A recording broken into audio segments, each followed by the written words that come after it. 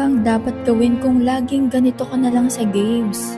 Ano nga ba ang may problema? Ikaw ba mismong naglalaro o ang kagamitan mo sa paglalaro?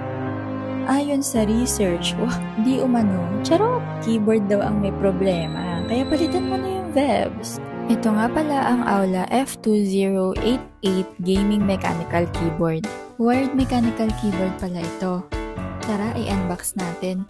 Ito nga pala yung user manual. Ito naman yung keytop puller tool. Ito naman yung hand support. At ito naman ang wired gaming mechanical keyboard. Plug and play na lang yan mga Vebs. May RGB lighting effects na rin po ito. At yung bilog na yan na nasa gilid, ayan naman po yung light effect or volume knob. USB plug, dito lang yan sa